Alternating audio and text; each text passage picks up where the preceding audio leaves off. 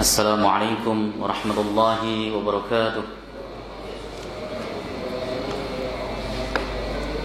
Alhamdulillahi rabbil alamin wal aqibatu lil muttaqin wa la udwana illa 'alal zalimin. Asyhadu an la ilaha illallah wahidul halim wa asyhadu anna Muhammadan 'abduhu wa rasuluhul karim. Allahumma shalli wa sallim wa barik ala hadzal nabiyil karim. Nabiyyina Muhammadin sallallahu alaihi wasallam wa ala alihi wa sahbihi wa man tabi'ahu ila yaumiddin. Amma ba'du fa ya ibadallah ittaqullah li'anna Allah ta'ala yaqulu fi kitabihil karim wa huwa asdaqul qailin ya ayyuhalladzina amanu ittaqullaha haqqa tuqatih wa la tamutunna illa wa antum muslimun. Fa inna ahsanal hadits kitabullah wa khairul hadi hadi Muhammadin wa syarrul umur muhdatsatuha wa kullu muhdatsatin bid'ah wa kullu bid'atin dhalalah. Alhamdulillah, segala puji bagi Allah Subhanahu wa taala, Tuhan semesta alam yang telah memberikan kita nikmat, hidayah dan taufik sehingga kita bisa melaksanakan ibadah salat maghrib berjamaah disambung dengan halaqah sejenak dalam rangka membahas agamanya Allah Subhanahu wa taala. Salawat dan salam mudah-mudahan terus tercurah ke haribaan beliau Nabi akhir zaman, Nabi Muhammad sallallahu alaihi wasallam beserta seluruh keluarga beliau, sahabat, kerabat dan pengikutnya serta kita semuanya umat beliau, umat dakwah ijabah yang senantiasa istiqamah konsisten dalam menjalankan dan mengerjakan sunnah-sunnahnya hingga akhir masa nanti. Kesempatan ini kita akan kembali membahas kitab Taisirul Alam Syarah Umdatil Ahkam pada bab dzikri akibas shalah, bab zikir setelah melaksanakan sholat. Jadi pembahasan tentang masalah sholat selesai, kita menginjak kepada bab zikir setelah kita melaksanakan sholat. Lid du'ai wal istighfari ba'da sholat hikamun 'azimatun. Doa dan istighfar setelah sholat itu mengandung hikmah-hikmah yang luar biasa besar, hikmah-hikmah yang agung, wa fawaidu jalilatun, dan faidah yang luar biasa, min idhari taqsiri wal ajzi an ikmaliha, dari menampakkan ketidakmampuan kita dan kelemahan kita dari mengerjakan sholat dengan sempurna. Jadi ketika kita sholat, kita baca istighfar astaghfirullahaladzim, astaghfirullahaladzim, astaghfirullahaladzim 3 kali. Lalu kemudian kita berdoa Allahumma antas salam wa minkas salam wa ilaika ya'udus salam hayna rabbana bis salam dan sebagainya. Itu sebenarnya di dalamnya ada pengakuan bahwa kita itu di dalam melaksanakan sholat itu tidak bisa sempurna. Mulai dari adab-adab sholat. Ketika kita sholat mungkin banyak gerak, meskipun gerakan tersebut tidak membatalkan tapi kurang adab.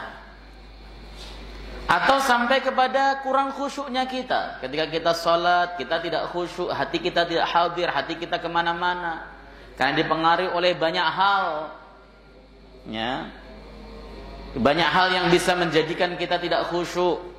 Yang pertama memang bawaan pikiran dari rumah, atau yang kedua ada suara-suara yang mengganggu sholat kita. Ada suara tangisan anak, ada suara anak ngobrol di sebelah kita, ada yang bercanda, ada suara yang lain-lain, bahkan termasuk suara sebelah kita yang membaca Fatihah atau membaca apa saja keras, menjadikan kita tidak khusyuk. Itu kita akui di dalam sholat kita. Kita merasa bahwa sholat kita kurang sempurna. Itu adalah faedah kenapa kemudian ketika kita selesai melaksanakan sholat dianjurkan untuk berdoa dan membaca istighfar, mengakui wa tarki'ul khalal al-waqi' fiha, dan menambal sesuatu yang cacat, yang rusak, yang terjadi di dalam sholat.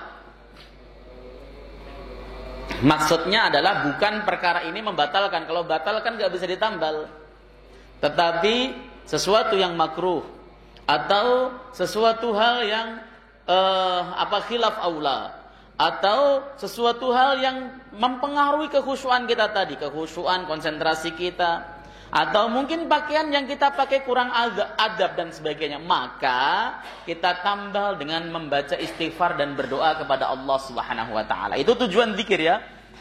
Tujuan zikir setelah selesai salat itu diantaranya adalah ya kita mengaku bahwa diri kita kurang sempurna di dalam melaksanakan salat dan juga dalam rangka untuk menambal kekurangan-kekurangan yang ada dalam salat kita. Ya. Dalam sholat sebagai makmum kita kurang mutabaah sama imam, kita juga bacaannya juga nggak begitu bagus dan sebagainya. Itu bisa ditambal dengan zikir dan berdoa. Wa aqimus salat mim mawatini istijabatid du'a, dan selesai melaksanakan sholat itu merupakan tempat-tempat mustajab di dalam berdoa. Kita nih selesai melaksanakan sholat, ya berdoa kepada Allah itu mahal istijab. Ini yang kemudian nanti akan jadi perbedaan pendapat sih sebenarnya antara dua ulama atau dua kubu. Yang pertama mengatakan bahwa tidak disyariatkan berdoa selesai melaksanakan sholat. Ya, semua hadis yang menjelaskan bahwa doa yang mustajab yaitu duburo kulli sholatin, di duburnya atau di akhir setiap sholat itu dimaknai bahwa kubailis salam atau sebelum salam. Maka sebelum salam kita sudah hamidum majid, Allahumma, baca Allahumma inni a'udzubika min adzabi jahannama wa min adzabil qabr wa min fitnatil mahya wal mamat wa min syarri fitnatil masiihid dajjal. Allahumma a'inni ala dzikrika wa syukrika wa husni ibadatik. Allahumma inni zalamtu zulman katsira wa la yaghfiru dzunuba illa anta faghfir li maghfiratan min indik warhamni fa innaka antal ghafurur rahim, dan sebagainya. Itu dipahami seperti itu. Jadi yang maksud doa yang mustajab adalah doa yang sebelum salam. Itu sekelompok ulama. Sekelompok ulama lain seperti Ibnu Hajar Al-Asqalani dalam Fathul Bari, maksudnya dubura kulli sholatin ya selesai salam. Ya, yang dimaksud dengan duburnya atau akhir sholat, ya betul-betul akhir. Assalamualaikum warahmatullahi, assalamualaikum warahmatullahi. Kita lalu berzikir dan berdoa, itu maksudnya. Kenapa? Karena Nabi juga pernah bersabda menggunakan kata dubura kulli sholatin untuk bacaan subhanallah 33 kali, alhamdulillah 33 kali, Allahu akbar 33 kali. Ya, itu kalau Anda baca dubura kulli sholatin di akhir sholat, maka Anda akan begini-begini kata Nabi sallallahu alaihi wasallam. Berarti dubura kulli sholatin itu setelah salam. Makanya pada saat kita selesai salam kita dianjurkan berdoa atau tempat istijab untuk berdoa.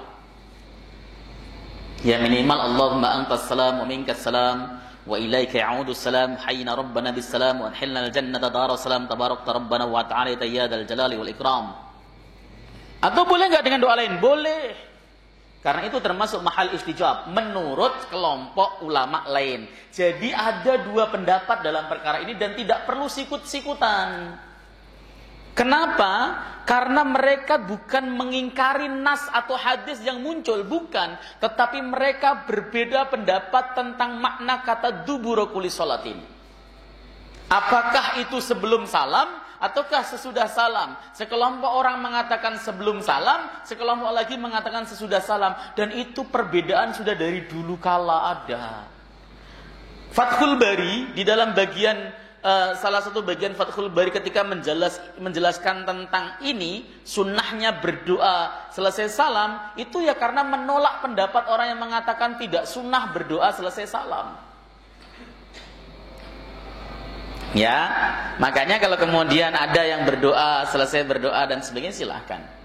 Nah, bagi orang yang mensunahkan berdoa, ketika ya udah sunahlah doa, akan ada dua kubu. Yang nggak sunah berdoa, selesai salam, ada yang mengatakan sunnah berdoa. Itu juga ada dua kubu lagi perbedaan pendapat. Yang pertama, sunnahkah mengangkat tangan atau tidak? Pada saat kita berdoa misalnya Rabbana zalamna anfusana wa illam taghfir lana, sunnahkah mengangkat tangan atau tidak? Itu ada dua kubu lagi. Kubu yang pertama mengatakan tidak sunnah sebab hadis yang menjelaskan tentang mengangkat tangan, ya Rasulullah Shallallahu Alaihi Wasallam doa dengan mengangkat tangan selesai melaksanakan sholat itu tidak ada, nggak urut hadisnya. Ya, di luar sholat ada perintah mengatakan iya, tetapi di dalam sholat tidak ada perintah secara spesifik. Akhirnya kemudian mereka tidak mau mengangkat tangan. Sementara ulama yang mengatakan bahwa mengangkat tangan itu sunnah dalam setiap doa apapun yang dipanjatkan di luar sholat, maka mereka mensunnahkan mengangkat tangan. Ibnu Hajar, Al-Imam An-Nawawi, dan yang lain sebagainya mengatakan bahwa mengangkat tangan pada saat berdoa, ya, selesai sholat itu sunnah, kata Ibnu Hajar di dalam Fathul Bari. Tetapi bagi yang menentangnya, kan itu hadis untuk umum, untuk berdoa secara umum. Betul. Tapi selagi tidak ada doa khusus atau hadis khusus yang menjelaskan tentang apakah Nabi mengangkat tangan atau tidak di dalam doanya pada saat selesai sholat, maka kembalikan kepada umum. Jadi cara mereka mengambil dalil itu berbeda-beda, sehingga jadilah penetapan hukum yang berbeda pula. Begitu ya Pak? Ya, itu kembali kepada antum semuanya. Tapi kalau di dalam putusan tarjih yang saya baca itu adalah untuk sholat, selesai sholat memang tidak dianjurkan mengangkat tangan. Meskipun tarjih memilih pendapat bahwa mengangkat tangan dalam setiap doa itu dianjurkan, hanya saja ketika kemudian dalam sholat maka tidak dianjurkan mengangkat. Itu pilihan tarjih. Ya, ada pilihan yang lain yang selain itu, ya silahkan kita hormati, kita ya dianggap sebagai, oh mereka itu bukan kok menyalahi sunnah atau mengingkari sunnah, bukan, memahami sunnah dengan cara yang berbeda, begitu caranya. Supaya kita tahu perbedaan itu dan kemudian kita tidak menjadi orang yang seperti kata dalam tempurung, gampang menyalahkan, gampang mengatakan itu sesat, tidak sesuai sunnah dan sebagainya. Nah, bahasan nanti hadis yang pertama kali ini juga itu adalah mahal khilaf yang akan seru kalau kemudian kita bahas secara serius. Makanya kita bahasnya nggak serius-serius amat nih. Ya. Kama annahu dalilun ala raghbati fi ta'ati wa adamil malal. Sebagaimana sesungguhnya zikir dan doa itu merupakan dalil atau petunjuk, ya, atas kecintaan seseorang dalam menjalankan ketaatan dan tidak bosan. Selesai kita sholat tuh. Sholat itu berat. Berat kata siapa enteng? Makanya wa innaha lakabiratun illa 'alal khashiin. Salat itu berat kecuali atas orang-orang yang khusyuk. Salat itu berat. Kita takbir harus konsentrasi penuh, baca Fatihah konsentrasi penuh, baca doa-doanya konsentrasi penuh, itu berat. Tapi antum masih mau duduk sambil berzikir kepada Allah Subhanahu wa taala. Zikir maksur saja itu, Pak, itu banyak loh. Yang wurud dalam hadis Nabi SAW, yang maksur, yang dari Nabi. Misalnya baca istighfar 3 kali. Kemudian setelah itu baca la ilaha illallah wahdahu la syarikalah, lahul mulku wa lahul hamdu wa huwa ala kulli syai'in qadir. Untuk salat maghrib dan salat isya serta salat subuh itu dianjurkan 10 kali. Sunnahnya. Kemudian baca Allahumma ajirni minan nar 7 kali. Kemudian baca Allahumma antas salam wa minkas salam wa ilaika yudus salam sekali. Kemudian baca qul huwallahu ahad sekali. Qul a'udzu birabbil falaq sekali. Qul a'udzu birabbin nas sekali. Lalu kemudian membaca ayat kursi sekali. Lalu kemudian baca Allahumma la mani'a lima a'taita wa la mu'tiya lima mana'ta wa la rada lima qadaita la yanfa'u dzal jaddi minkal jadd. Kemudian baca subhanallah 33 kali, Allahu akbar 33 kali. Alhamdulillah 33 kali, Allahu akbar 33 kali. Kita tutup dengan la ilaha illallah wahdahu la syarikalah, lahul mulku wa lahul hamdu wa huwa ala kulli syai'in qadir. Itu zikir yang masru', zikir yang warid dari Nabi sallallahu alaihi wasallam selesai salat. Kadangkala kita enggak betah, bosen. Nah, padahal kita berzikir dengan lama, duduk di masjid dengan lama, itu tujuannya untuk menunjukkan bahwa kita itu cinta ibadah. Habis selesai melaksanakan ibadah yang berat, salat, kita masih mau berzikir. Astaghfirullahaladzim, Astaghfirullahaladzim. Kemudian doa-doa yang lain tadi, zikir-zikir yang lain. Ya. Setelah itu kemudian panjatkan doa. Antum mau mengatakan atau tidak, yang penting panjatkan doa kepada Allah Subhanahu wa taala. Nah, ini menunjukkan adamul malal, enggak bosan dalam melaksanakan ibadah. Kalau bosan kan assalamualaikum warahmatullahi wabarakatuh, langsung kencing pergi orangnya. Atau enggak zikir. Begitu salam langsung buka handphone, main game, ya, atau main judi online, ya. Seperti itu. Banyak yang kayak gitu, bosen. Atau kalau enggak ya sakar PDW misalnya, main-mainin tangan, main-mainin kuku, atau ngobrol dengan temennya, ya itu. Maka tunjukkan bahwa kita itu cinta ibadah kepada Allah Subhanahu wa taala. Selesai sholat, aktivitas ibadah lain, zikir dan berdoa kita panjatkan. Li'annal muta'abbid kal halil murtahil bainal ibadah. Karena orang yang beribadah itu seperti orang yang naik di antara ibadah-ibadah. Habis sholat ke zikir, habis zikir ke doa, itu seakan-akan naik. Orang yang melaksanakan ibadah. Habis puasa Ramadan, tarawih. Habis tarawih, tadarus. Itu namanya seperti orang yang murtahil. Naik. Satu step ke step lain. Habis itu kemudian Ramadan selesai, puasa Syawal. Naik lagi terus begitu. Tidak ada selesainya. Wa'bud rabbaka hatta ya'tiyakal yaqin. Sembahlah Tuhanmu, ibadahlah kamu kepada Tuhanmu sampai datang kepadamu kematian. Sebelum mati, kita tuh pindah dari satu ibadah ke ibadah lain. Terus muter. Sebelum kita mati. Makanya bapak kalau udah mulai bosan ibadah, mending minta mati. Tapi kan haram minta mati. Ya. Serba salah kan? Makanya udah disiapkan Allah hidup, itu syukurlah. Cara syukurnya apa? Ibadah. Gak lama kok ibadah kita. Kenapa? Sampai mati doang. Ya kalau besok bapak mati, tuntas sudah selesai ibadah, gak wajib lagi. Ya, kita kan merasa sampai mati mah lama Ustaz. Ya itu karena bapak merasa umurnya panjang. Ya, kalau yang merasa umurnya pendek, ya sampai mati sebentar banget ya berarti ibadah. Karena apa? Mati rahasia Allah Subhanahu wa taala. Ya.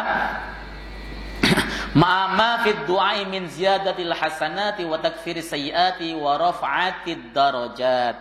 Disertai kandungan dalam doa itu ada tambahan kebaikan, penghapus dosa dan mengangkat derajat. Doa Rabbana atina fid dunya hasanah wa fil akhirati hasanah wa qina adzabannar itu berisi banyak kebaikan, menghapus dosa dan juga bisa menaikkan step derajat kita menjadi lebih tinggi. Itu fungsi zikir dan doa selesai kita melaksanakan sholat. Jangan dilupakan. Ya. Jangan kemudian seperti tingkah anak kecil, umur kita sudah tua, begitu salam enggak usah nyari celah. Ada celah enggak yang mau berut? Assalamualaikum warahmatullahi wabarakatuh.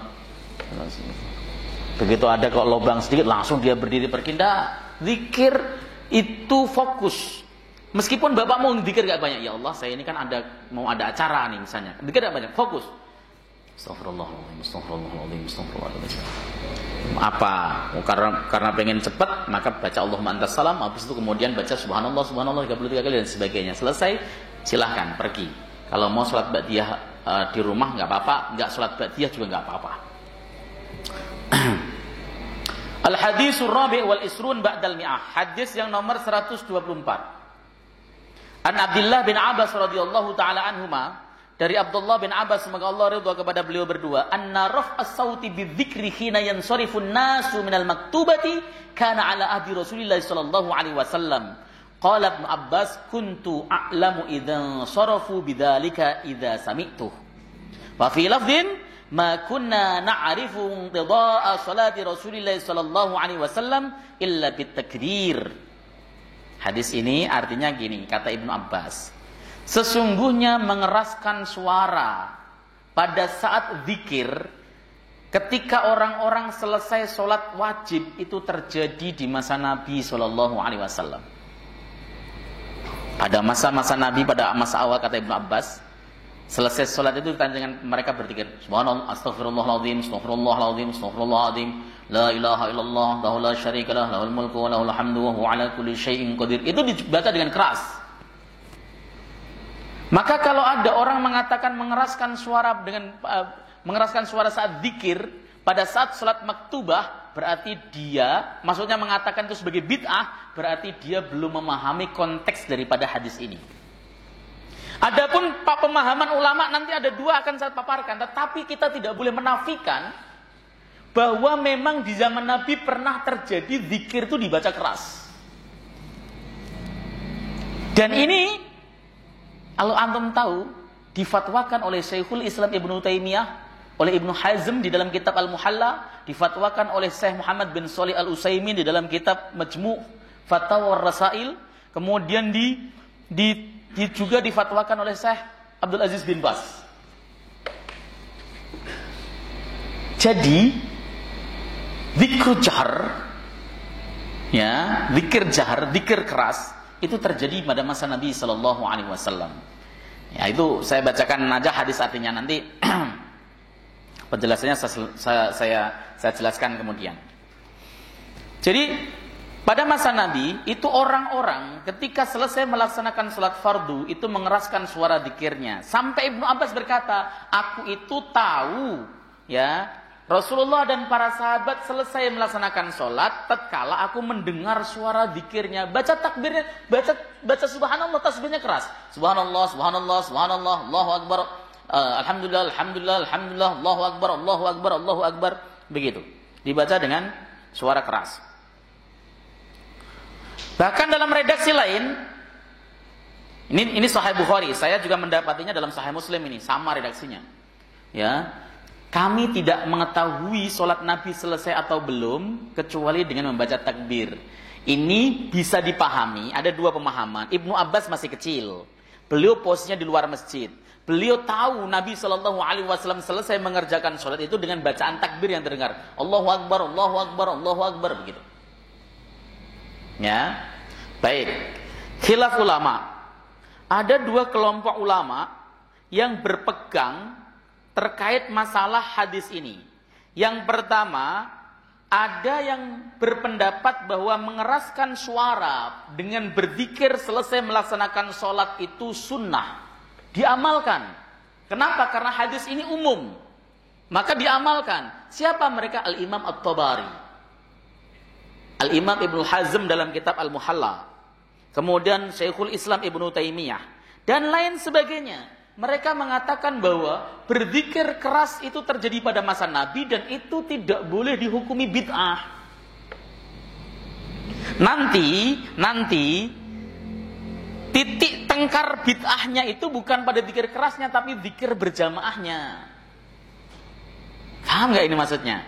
Tapi kalau kemudian ketika seseorang selesai kemudian baca astagfirullahaladzim, astagfirullahaladzim, astagfirullahaladzim, itu tidak masalah. Bahkan disebutkan sunnah oleh imam-imam seperti itu. Hanya saja Al-Imam Asy-Syafi'i dan jumhur ulama, mayoritas ulama menghukumi bahwa zikir itu tetap sir hukumnya, sunnahnya sir. Hanya saja untuk mengajarkan jamaah supaya dia bisa zikir, imam boleh bahkan sunnah mengeraskan suaranya. Dengan catatan tujuannya li ta'limil ma'mumin, untuk mengajarkan makmum supaya bisa zikir. Ketika makmum sudah mengikuti, maka imam kemudian memelankan suaranya. Itu di dalam kitab Inilah yang dipahami oleh Imam Syafi'i bahwa zikir keras di masa Nabi itu di awal-awal Islam. Di awal-awal sahabat baru pertama kali belajar tata cara zikir yang benar. Nabi SAW mencontohkan, itu pun mencontohkan sekali dua kali ketika diikuti, kemudian Rasulullah pelan. Misalnya contoh, Rasul baca Subhanallah, Subhanallah, Subhanallah. Sahabat kok Subhanallah menirukan, beliau langsung pelan. Itu yang dipraktekkan oleh Al-Imam Asy-Syafi'i. Makanya jangan heran di dalam kitab fikih Syafi'iyah itu dikatakan bahwa zikir itu yang sunnah yasir, pelan sunnahnya. Tapi kalau imam dalam rangka untuk mengajar makmum, sunnah membaca jahar. Itu mazhab Syafi'i dan juga pendapat jumhur, dan ini yang diikuti, inilah yang kemudian dipilih oleh Tarjih Muhammadiyah. Tarjih Muhammadiyah berpendapat bahwa zikir itu yasir, pelan. Loh, berarti hadis itu diingkari? Bukan. Karena ada dalil Quran yang mengatakan zikir itu suruh pelan. Wadhkur fi nafsika tadarru'a wa khifah wa dunal jahr. Berzikirlah kamu dalam dirimu, dalam hatimu maksudnya, ya, dengan tadarru' wa khifah dan sembunyi. Dunal jahr itu di bawah jahr, artinya lidah mulutnya bergerak tetapi tidak terdengar suaranya. Itu dalil Quran yang dipakai.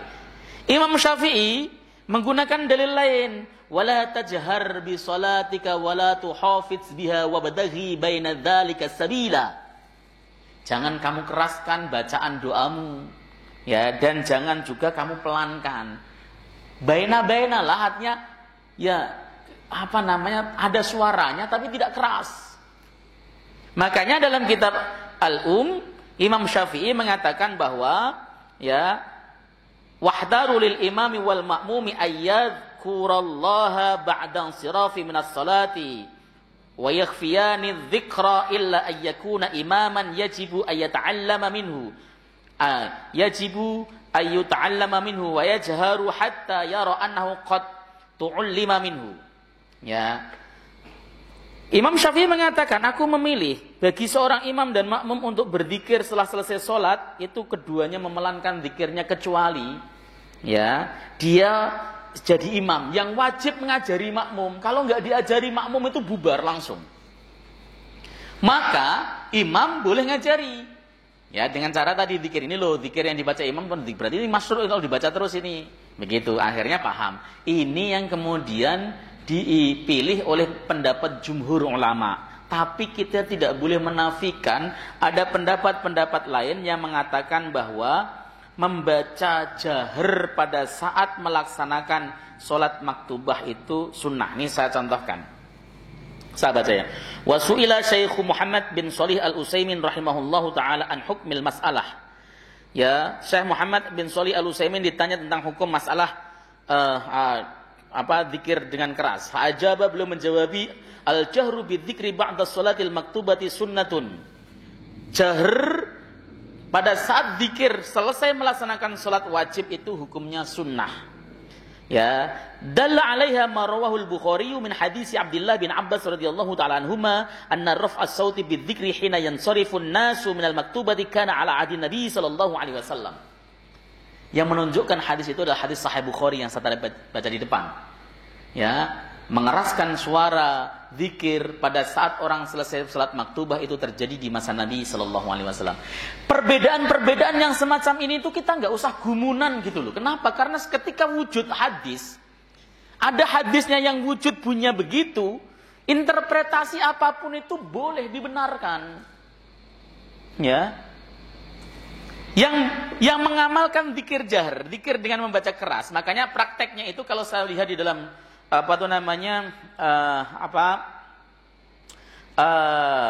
fatwanya Syekhul Islam Ibnu Taimiyah ya. Beliau itu mengatakan bahwa yustahabbul jahru bi tasbihi wa tahmidi wa takbir aqibah kulli salatin. Disunnahkan untuk membaca keras, bacaan tasbih, subhanallah, subhanallah, subhanallah, alhamdulillah, alhamdulillah, alhamdulillah, Allahu akbar, Allah. Itu disunahkan keras dan itu dipraktekkan betul. Ya. Antum lalu kemudian mendengar seperti itu ingkari, wah itu tidak sesuai sunnah. Nah itu yang persoalannya, kita sendiri kadang-kadang tidak mengenal sunnah dengan baik. Adapun kita kemudian memakai pemahaman jumhur ulama, mayoritas ulama, ndak zikir itu dengan sir dong, jangan jahar. Quran mengatakan begitu kok. Ya, kalau Anda zikirnya jahar berarti Anda nabrak Quran. Ya, makanya zikirnya sirlah. Terus hadis Nabi tadi diamalkan bagaimana? Itu masa-masa awal Islam, tujuannya untuk mengajari makmum. Kalau itu menurut antum sebagai pendapat yang paling kuat, ambil. Tapi jika kemudian ada yang berpendapat ya tetap jahar. Lah itu Quran bagaimana? Kan ini juga dijadikan muskil, Pak. Ya, ketika kemudian yang berpendapat jahar itu sunnah, disodori Quran tadi wadkur rabbaka fi nafsika tadarru'a wa khifah wa dunal jahr, itu maksudnya bagaimana? Mereka menjawabi. Nah, maksud daripada ayat itu adalah zikir-zikir selain pada saat kita selesai melaksanakan salat maktubah. Zikir selain selesai salat maktubah sir sebagaimana perintah Quran. Adapun selesai salat maktubah jahar karena dipraktekkan Nabi. Mereka berargumentasi, masa Anda lebih paham daripada Rasulullah terkait masalah makna ayat itu? Ya. Yang kedua, masa sih Nabi SAW yang jelas tahu ayat itu kemudian menyelisih perintah Allah? Kan nggak mungkin. Itu argumentasi mereka, sehingga mereka mau mengamalkan sepanjang masa. Nah, kalau saya pribadi saya memang lebih memilih pendapat jumhur ulama. Ya, yang mengatakan zikir ya sir, sebab dalil Qur'annya begitu. Adapun jahar itu bukan bid'ah, boleh dengan catatan tadi untuk mengajar makmum. Seorang guru misalnya jadi imam di kelas, gurunya lagi guru SD misalnya, atau jadi imam di masjid yang ada di sekolah. Ketika selesai, anak-anak yuk zikir, kita baca astagfirullah, astagfirullahaladzim, astagfirullahaladzim. Boleh banget. subhanallah, subhanallah. Boleh, Bang. Kenapa? Kalau kemudian gurunya tidak mempraktekkan atau tidak mengajari bagaimana anak tadi bisa berzikir. Itu saya setuju pendapat jumhur. Jadi Asy-Syafi'i berpendapat bahwa maksud daripada jahar di dalam hadis ini adalah pada masa awal-awal Islam di mana banyak para sahabat belum mengetahui tentang tata cara zikir yang benar. Maka Rasulullah Shallallahu Alaihi Wasallam mengajarkan setelah pada pinter semuanya, maka zikir kembali sunnah kepada kepada zikir pelan. Itu sebenarnya yang dipilih dalam kitab fikih Syafi'i seperti dalam kitab Fathul Mu'in dan sebagainya. Hanya saja justru yang ngamalin terbalik ya, orang Syafi'iyah pada zikirnya keras. Kalau yang diingkari oleh banyak para ulama itu bukan zikir kerasnya Pak sebenarnya Pak, yaitu zikir berjamaahnya itu yang di.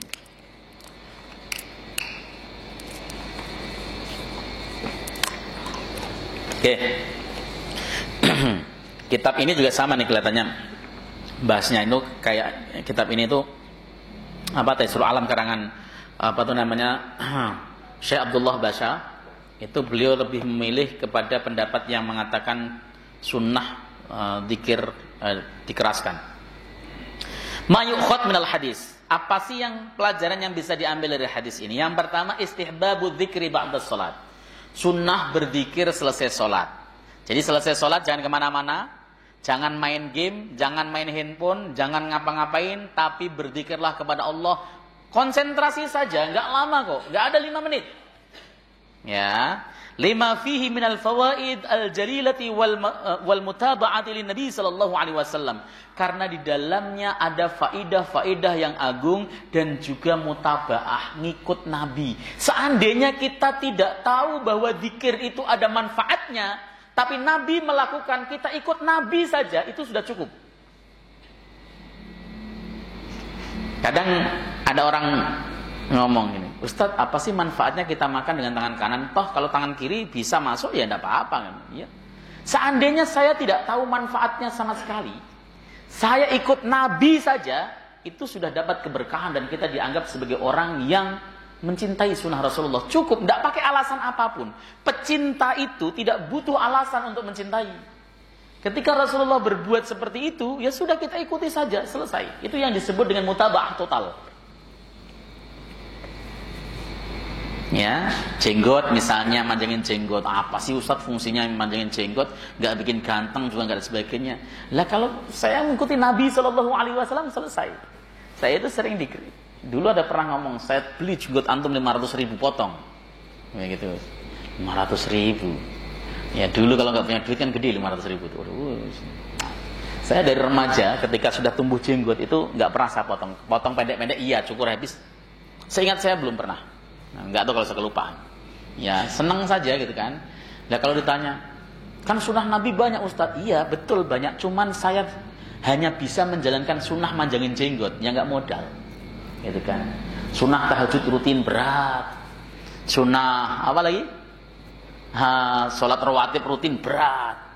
Yang gampang apa? Manjangin jenggot. Nggak, cuma dilus-lus saja gini panjang-panjang sendiri, gitu kan.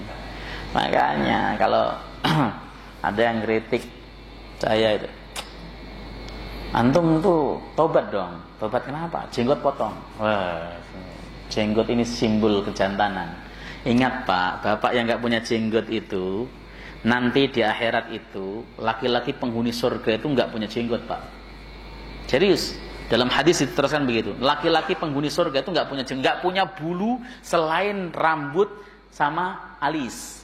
Ya, kumis nggak punya, jenggot nggak punya. Bulu ketek nggak ada bulu apapun kecuali hanya itu. Lah kalau bapak di dunia nggak punya jenggot, di akhirat nggak punya jenggot, bapak nggak pernah ngerasain sensasinya ngelus-ngelus jenggot.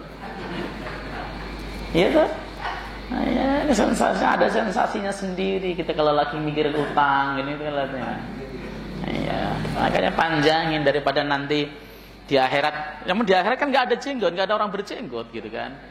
Ada yang mengatakan hanya Nabi Ibrahim, tapi hadis yang mengatakan hanya Nabi Ibrahim itu hadisnya dhaif.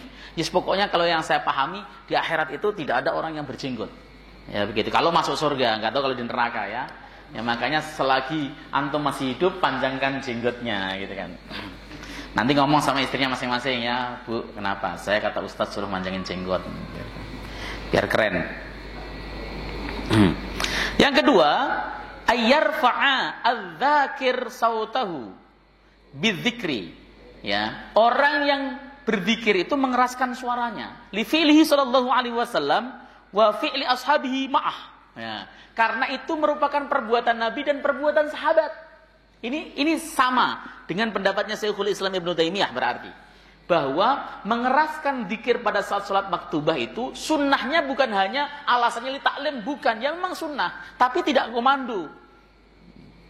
Misalnya contoh, ya antum bisa dipraktekkan asal pada tahu ilmunya, kalau enggak nanti pada repot jadi perpecahan umat malah ya. Ya imamnya bisa Astagfirullah, astagfirullah, astagfirullah. Imamnya karena buru-buru mau nganterin istrinya ya, dia subhanallah, subhanallah, subhanallah, sementara antum masih santai, Allahumma antas salam wa minkas salam. Itu boleh. Seperti itu. Silahkan kalau mau dipraktekkan. Tapi kalau bisa menjadikan kegaduhan umat ya enggak usah gitu. Kalau saya sih memang memilih pendapat yang awal, pendapatnya jumhur ulama mayoritas. Ya, pendapat yang zikir sir itu lebih utama ya, zikir sir pelan. Tapi kecuali kalau ngajar makmum, ngajarin siswanya, ngajarin anaknya dan sebagainya, keras Pak, ngajarin anaknya. Kenapa? Supaya anaknya bisa berzikir. Oh, itu zikirnya Nabi sallallahu alaihi wasallam. Kalau kita semuanya sir, semua anak kita nggak bisa ngapa-ngapain akhirnya, gitu kan? Perlu dididik. Yang nomor 3, yahtamilu ayyakuna ibnu Abbas saghiran lam yahdur al jama'ata. Ya, itu bisa dipahami sesungguhnya Ibnu Abbas waktu itu masih kecil, tidak hadir sholat jamaah. Fasami'a sautahum bitahlili wa huwa kharijul masjid. Ibnu Abbas mendengar suara mereka, para nabi dan para sahabat membaca la ilaha illallah wahdahu la syarikalah keras ya, sementara beliau berada di luar masjid. Itu pemahaman pertama. Karena ihtimal itu kan di dalam hadisnya enggak menyebutkan spesifik. Tapi dipahami loh, Ibnu Abbas kok katanya aku mengetahui orang mereka selesai. Apa Ibnu Abbas gak ikut sholat? Kalau ikut sholat kan pasti tahu kan? Assalamualaikum warahmatullahi wabarakatuh. Assalamualaikum warahmatullahi wabarakatuh. Kan pasti tahu kalau itu selesai. Tapi Ibnu Abbas mengatakan aku itu tahu orang-orang bubaran sholat itu karena mendengar suara takbirnya. Berarti Ibnu Abbas gak ikut sholat dong. Karena gak tahu bubarnya sholat. Maka dipahami, oh Ibnu Abbas masih kecil ini. Belum wajib sholat, dia nggak jamaah mungkin di luar masjid dia dengar ya Rasulullah Shallallahu Alaihi Wasallam mengeraskan suaranya pada saat baca takbir, tahlil dan tahmid. Atau dipahami wayahtamilu atau wayuhtamalu annau yahdurul jamaah. Sesungguhnya Ibnu Abbas itu hadir sholat jamaah, walakin as-sufufu ba'idah, laisa hunaka muballigh. Tetapi softnya jauh. Ini mungkin terjadi karena jamaahnya banyak penuh, ya softnya beliau jauh. Dan di sana tidak ada mubaligh. Nggak ada yang bagian mubaligh itu yang nyampein gini nih. Misalnya imam Allahu Akbar, Allahu Akbar, itu namanya mubaligh. Ya, imamnya Assalamualaikum warahmatullahi wabarakatuh, Assalamualaikum warahmatullahi, itu namanya mubaligh. Di Mekah Madinah ada mubaligh, sudah pakai speaker ada mubalighnya. Di Yaman Nabi nggak ada speaker, nggak ada mubalighnya. Softnya jauh, nggak kedengeran. Mungkin tahiyatnya belum selesai, dia masih tahiyat saja. Beliau la ya'lamu in binqidha'i sholatin Nabi, dia tidak tahu sholatnya Nabi itu berakhir illa bisima'i tahlil minas sufufil ula, kecuali dengan mendengarkan suara tahlil dari shaf pertama.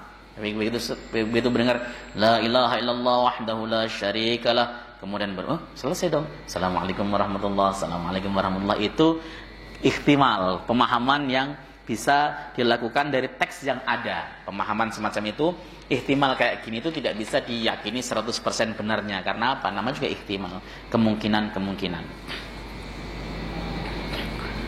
Masih lama nggak, Pak? Berapa menit lagi? Lewat 15? Oke. Al-hadisul khamis wal isruna ba'dal mi'ah. Hadis yang nomor 125.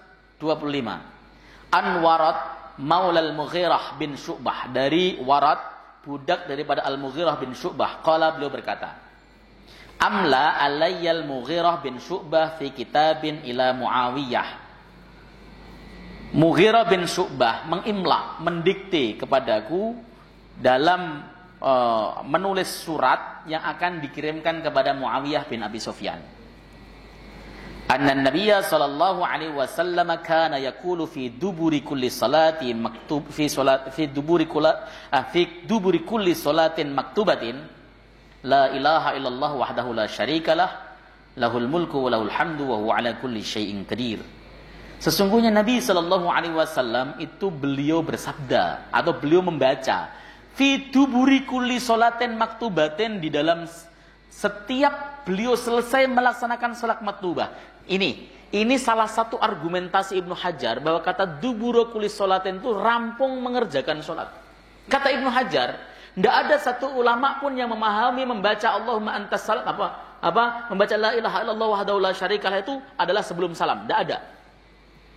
Maka itu dimaknai adalah duburu kulli sholatin, dimaknai setelah rampung melaksanakan sholat. Lah tadi orang yang memaknai duburu kulli sholatin itu sebelum salam bagaimana? Beliau memiliki dua makna. Duburu kulli sholatin itu untuk zikir itu adalah selesai sholat karena memang itu dipraktekkan Nabi. Tapi untuk doa itu adalah sebelum salam karena dipraktekkan Nabi. Inilah yang kemudian tadi muncul perbedaan pendapat apakah berdoa selesai melaksanakan sholat itu sunnah atau tidak. Kalau yang kemudian antum sebelahnya setelah berzikir selesai la ilaha illallah wahdahu la syarikalah lahul mulku wa lahul hamdu wa huwa ala kulli syai'in qadir, kok kemudian selesai melaksanakan salat sunnah, berarti dia mengikuti pendapat ulama yang mengatakan doa selesai salat itu tidak sunnah. Tapi setelahnya kok kemudian dia alhamdulillahirabbil alamin hamdan na'imin dan sebagainya, berarti dia mengikuti pendapat ulama yang mengatakan bahwa berdoa selesai melaksanakan salat maktubah itu hukumnya sunnah. Sesimpel itu sebenarnya setiap perbedaan kalau kita dilandasi ilmu. Nggak pakai harus ngotot-ngototan, nggak pakai harus kemudian adu leher gitu kan, uratnya keluar gitu kan, debatnya nggak penting. Kalau yang debat mending kalau ulama atau sama-sama ustadz atau sama-sama kiai, pasti yang keluar tuh hikmah, ilmu semuanya. Orang awam debat kok ngotot-ngototan sampai ludahnya muncrat-muncrat buat apa? Ya. Sering itu di pojok-pojok masjid saya lihat, debatnya enggak bisa. Ulama bukan. Ini ulama bukan. Lah ngapain debat? Lah ini kan penting Ustaz. Tugas orang awam itu cuma satu. Apa itu Ustaz? Ngaji, enggak usah debat. Apalagi sampai jotos-jotosan. Ada itu Pak, 2 orang debat. Itu sampai jotos-jotosan di masjid. Tonjok-tonjokan. Sampai berdarah.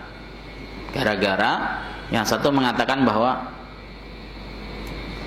selesai azan itu yang disunahkan berdoa, bukan baca sholawat.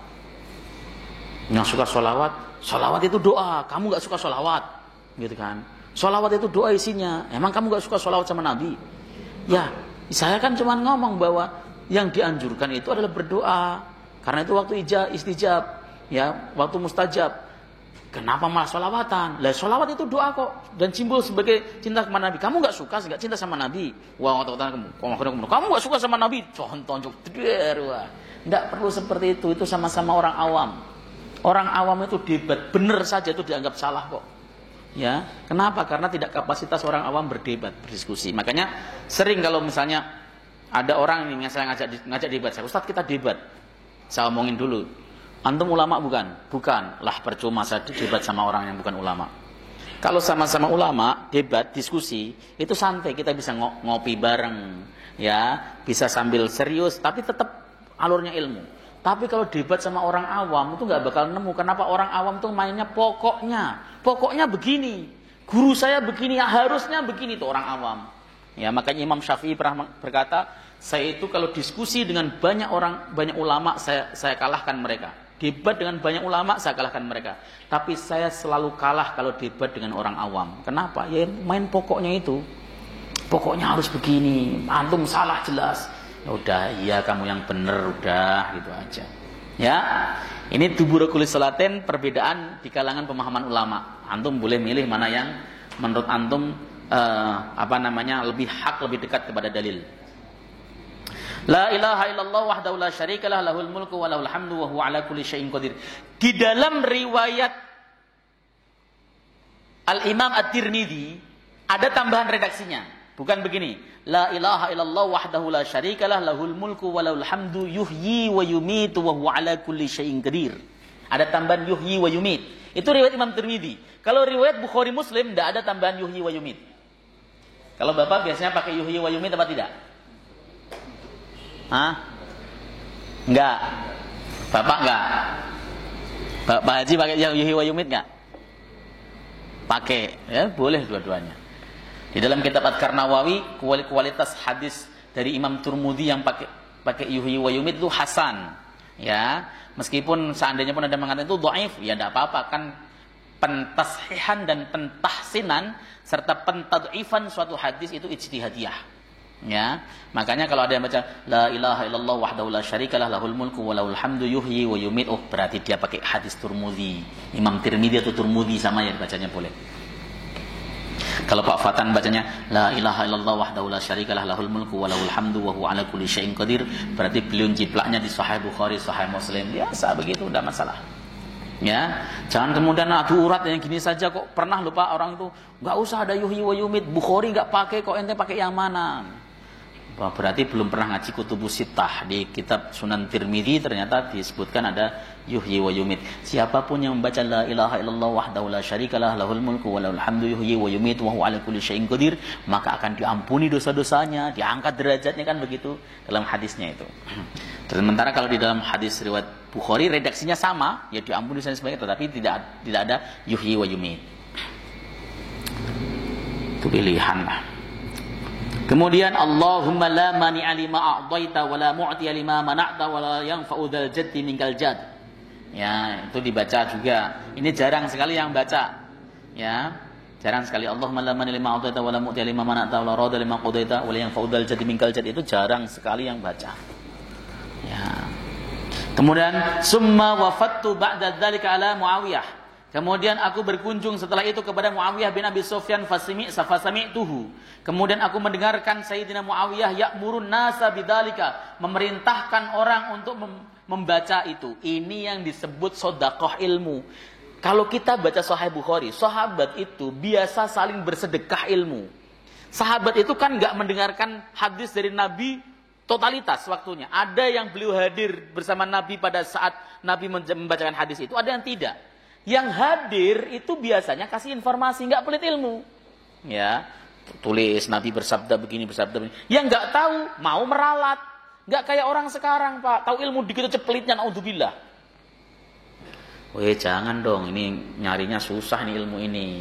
Ilmu itu warisan leluhur misalnya, jangan. Ilmu itu buka saja. Nggak ada yang kemudian dirahasiakan, karena ilmu nafi', ilmu manfaat itu harus kita berikan kepada banyak orang. Nah, yang mendapat, yang asalnya nggak tahu dikasih tahu, jangan ngeyel. Orang yang tidak tahu dikasih tahu kok ngeyel, itu namanya takabur. Yang disebut takabur itu batrul haq wa ghamtun nas, menolak kebenaran dan meremehkan orang lain. Kita kasih kebenaran nih hadis Nabi SAW. Kemudian tafsiran dari hadis ini semuanya, Anda menyelisihi ini semuanya. Kalau orang saleh, sami'na wa ata'na, iya saya salah. Tapi kalau orang tuh, pokoknya ini yang benerin dari leluhur saya loh. Jangan salah, ini mbah saya kayak begini kok, masa ente salah. Seperti itu. Ya. Kalau itu maksudnya sudah kebenarannya tunggal ya. Kalau itu khilafiyah. Khilafiyah itu kita memang harus legowo, Pak. Itu yang disebut dengan insaf.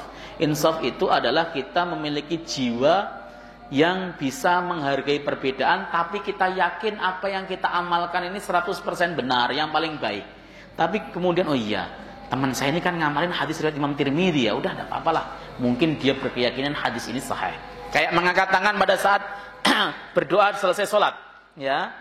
Teman saya kok ngangkat tangan misalnya, oh berarti dia mengikuti pendapatnya Ibnu Hajar Al-Asqalani bahwa mengangkat tangan pada saat doa selesai sholat itu sunnah. Nah, sementara saya menganggapnya itu tidak ada hadisnya. Selesai begitu, nggak usah kemudian, Mas, turunin tangan.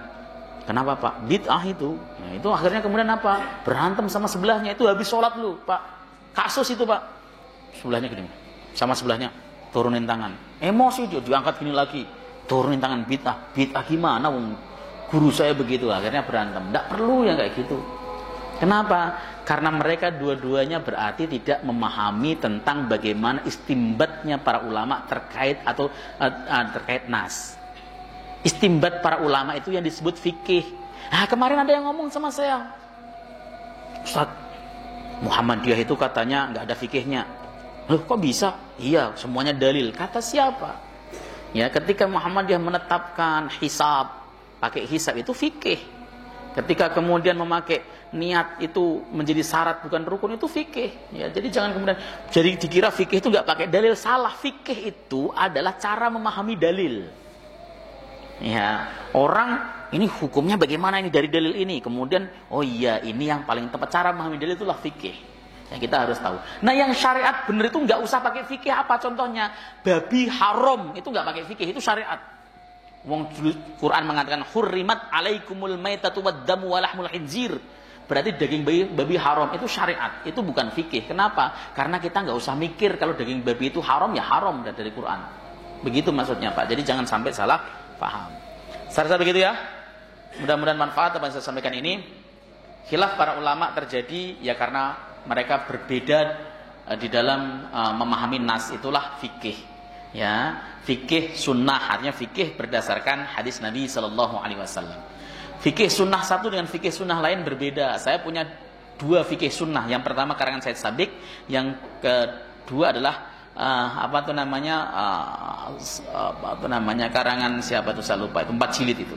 Itu beda-beda hukum ketetapan hukum fikihnya. Kenapa? Karena beda di dalam memahami nas.